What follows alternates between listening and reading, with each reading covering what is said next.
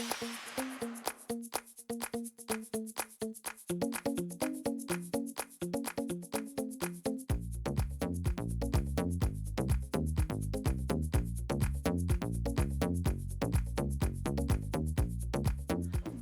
morning, crafters, and welcome. I have a new DIY for you today. In today's crafting adventure, we're going to be making this beautiful patriotic flower wreath. Now this flower wreath is made using my new method, the rose petal method. This is a method I specifically designed to use with Dollar Tree mesh because this is a no fray method. I introduced it on my last wreath, which was my mermaid tail, so if you didn't see that, I will link that at the end. Today we're going to be working on our patriotic flower. So let's go ahead and jump in and get started on this beautiful flower wreath. To get started on today's project, you're going to need one of the 8-inch wreath forms that you can pick up at Dollar Tree. They still come in a package of 2. You're also going to need some plastic canvas. Now I recently purchased this off of Amazon, but you can get plastic canvas at Walmart, Joann's, Michael's, any of those. What I recommend is they do come with a number, and the number tells you how large the hole is. And I do recommend for wreaths that you use a number 5.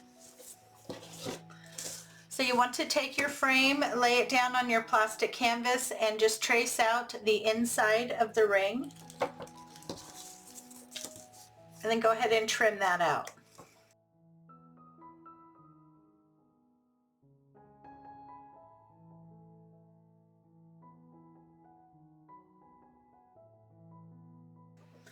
Once you have it cut out, you're also going to need some zip ties. This is how I'm going to be securing it to my frame. And you want to secure it in north, south, east, and west, the 4 corners. So just run it through one of the holes and then run it around the inner bar on your wreath form.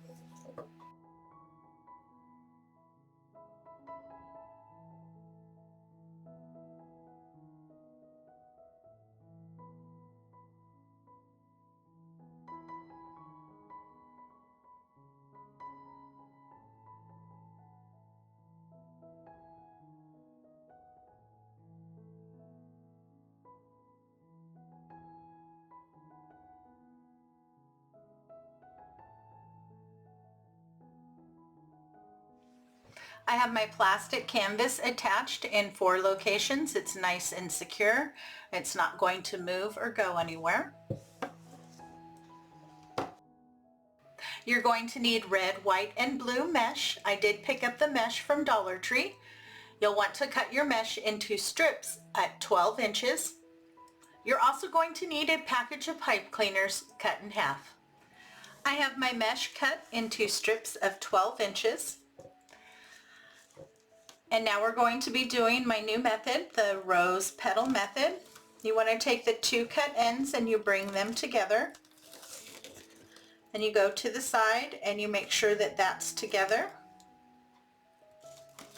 Then you want to fold over by about 1/2 inch, and then you keep folding over until you get to the other side, which is about 4. Then down here at the bottom, about 1 inch up or so, kind of scrunch or pinch together. And wrap your pipe cleaner around. I always like to bend everything down so I can get a nice tight grip, pinch and twist.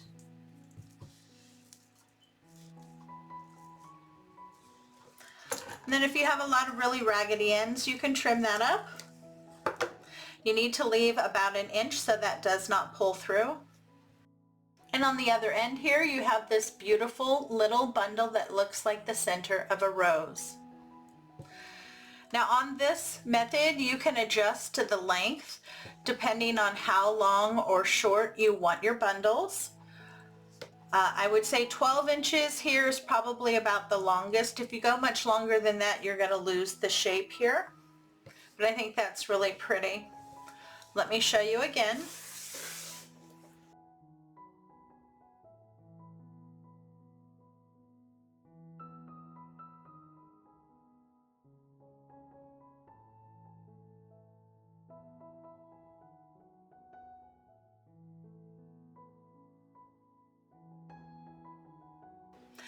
I'm going to work on getting some of my bundles made, and then I'll come back and I'll show you how to attach it to the wreath form. I have some bundles made. We're going to start to attach it to the wreath form. Now we're going to be attaching it to the center bar and the inner bar. When you come to the inner bar here, you'll probably have to go through one of the squares here on the plastic canvas. That's fine. That'll only help secure that to the frame.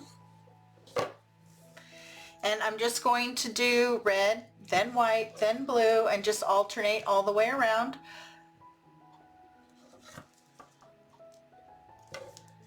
Okay. So you see I have it coming through the plastic canvas and then around the center bar there.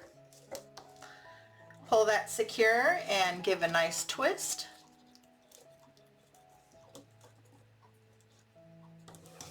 And then I'm just going to take my ends and actually kind of push them forward. So I push them underneath the outer ring and underneath my bundle. Okay. Then just go to the next one, and you want them relatively close. We are going to be laying them on top of each other to stack them. That looks really pretty when these are stacked.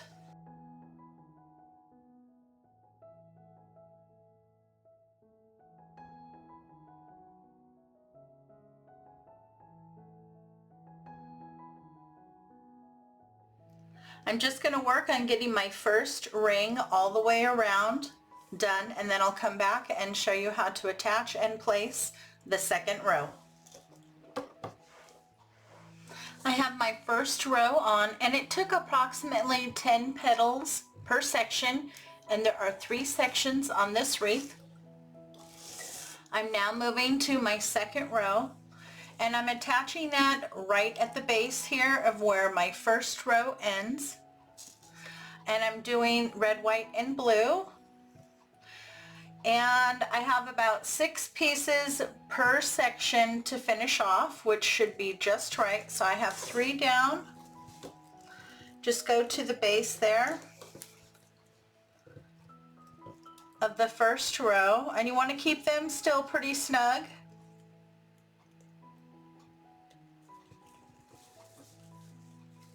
Put your pipe cleaners through the 2 holes there. Pull, give a nice twist or 2.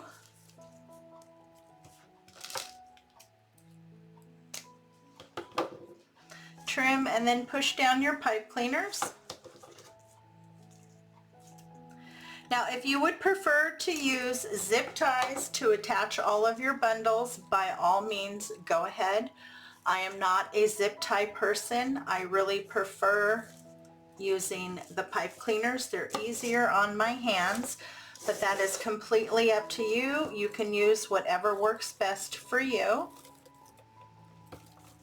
And then as you place these, you just want to make sure that they're coming up and over and that you're hiding the first row and their ends.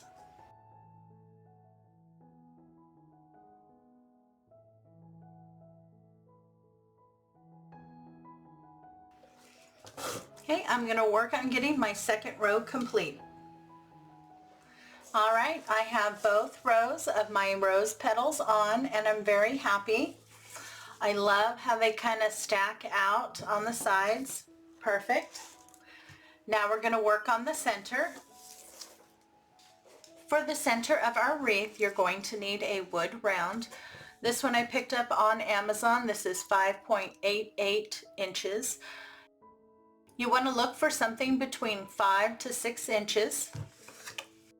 You're also going to need a really pretty Patriotic fabric. You can choose whichever one you like. And you don't need a lot. You only need enough to cover your wood round. And then you'll also need some quilt batting. I picked this up at Walmart. This large bag I think was like $12.99, and this is their medium size. They do make a smaller bag, and this will last me a long time. This is 100% polyester, Polyfeel Extra Loft. Now I have 4 layers here of the batting, and I just cut out a square, one that was big enough to cover my wood round. And now I'm just going to trim it so I can get it a little bit larger than the size of the wood round. I have my batting cut out slightly larger than my wood round. Now I also went ahead and cut out 3 layers. That's about a 1/2 inch smaller of a circle, so actually it's an inch smaller, to give me space. I want this center to be nice and poofy,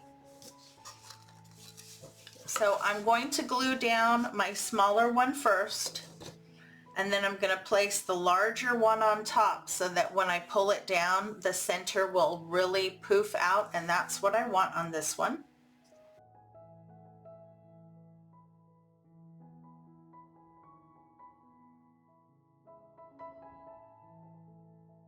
I went ahead and cut out a square that is much larger than my wood round, and I did iron this to make sure I got all the wrinkles and everything out.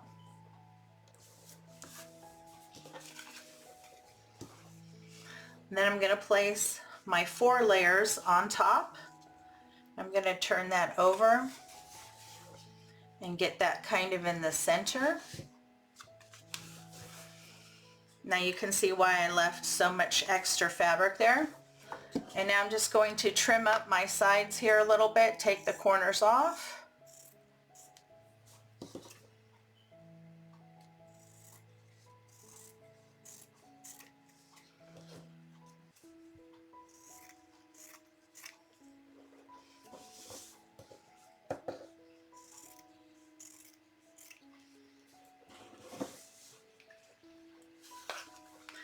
And then I'm going to attach my fabric, and I like to attach it in the 4 corners first and then tuck in the rest.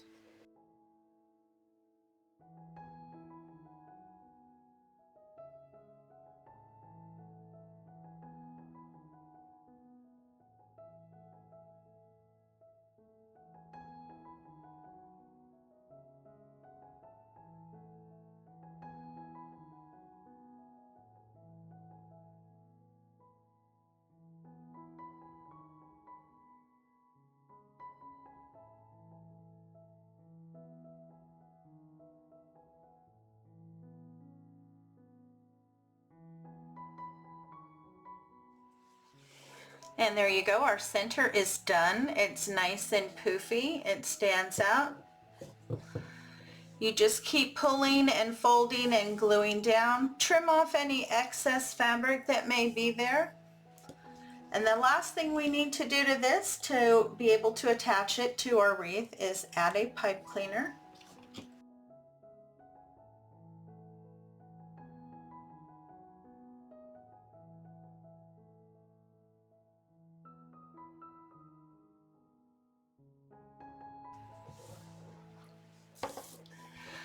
My center is all ready to go into the middle of my flower.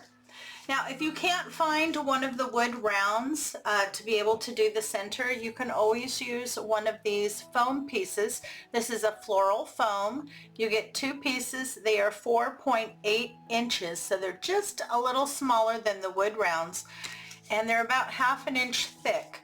So you could use one of these if you can't find a wood round, and that will fill up the center for you. Now to attach this, we're just going to feed the pipe cleaners down through the plastic canvas and tie it off in the back. I am going to add a little bit of hot glue to help keep it nice and secure.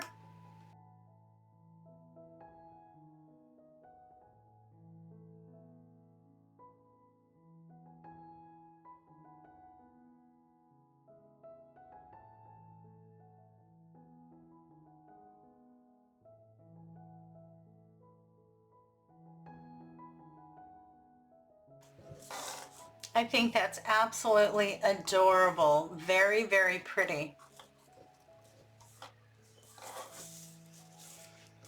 Okay, now I know here on the back we have lots of little ends, which is fine. We're going to cover that up.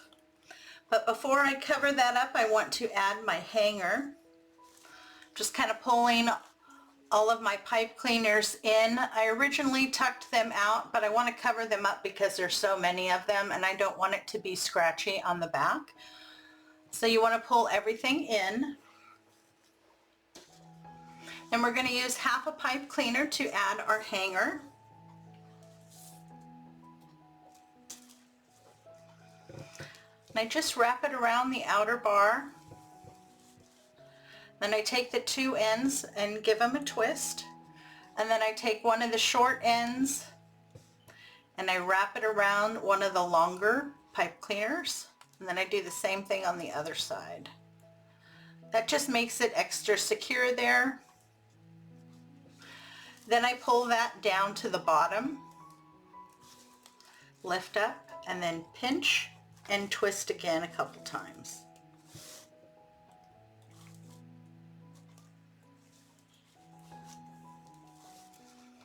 Okay, and then you have a nice little loop there to hang your project.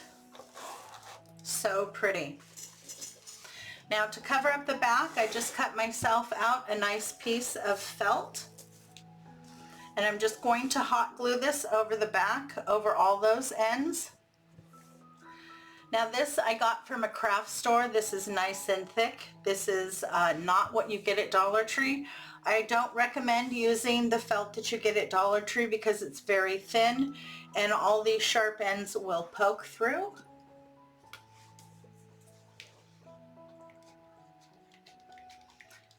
Just add a good amount of hot glue around the edge and then place your felt.